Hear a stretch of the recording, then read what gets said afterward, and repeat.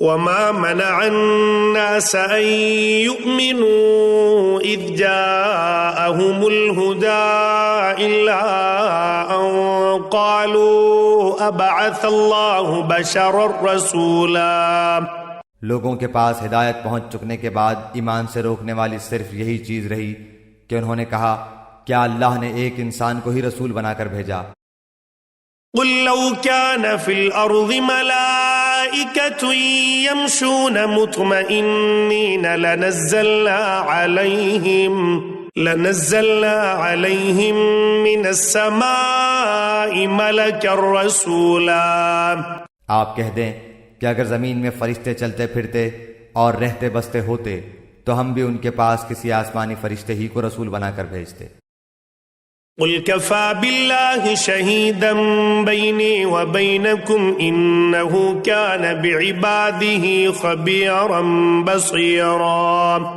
کہہ دیجئے کہ میرے اور تمہارے درمیان اللہ تعالیٰ کا گواہ ہونا کافی ہے، وہ اپنے بندوں سے خوب آگاہ اور بخوبی دیکھنے والا ہے۔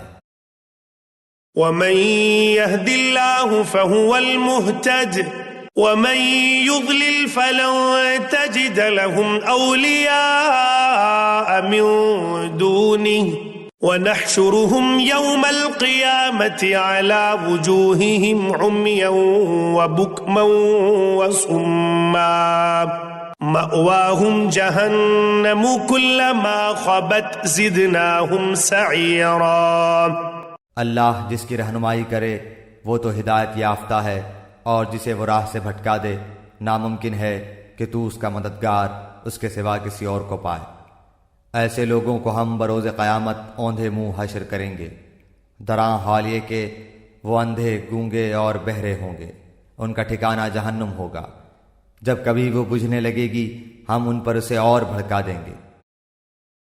ذلك جزاؤهم بأنهم كفروا بآياتنا وقالوا أئذا كنا عظاما ورفاتا أئنا لمبعوثون خلقا جديدا۔ یہ سب ہماری آیتوں سے کفر کرنے اور اس کہنے کا بدلہ ہے کہ کیا جب ہم ہڈیاں اور ریزے ریزے ہو جائیں گے پھر ہم نئی پیدائش میں اٹھا کھڑے کیے جائیں گے۔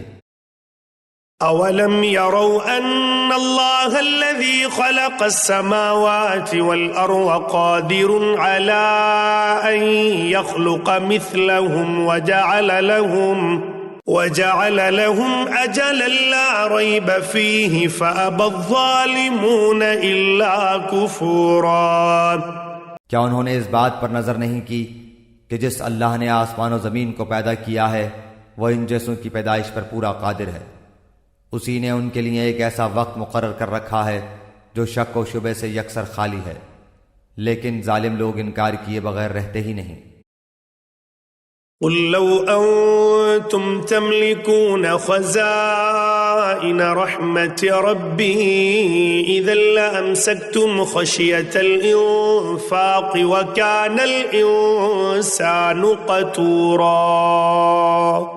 کہہ دیجئے کہ اگر بالفرض تم میرے رب کی رحمتوں کے خزانوں کے مالک بن جاتے تو تم اس وقت بھی اس کے خرچ ہو جانے کے خوف سے اس کو روکے رکھتے، اور انسان ہے ہی تنگ دل۔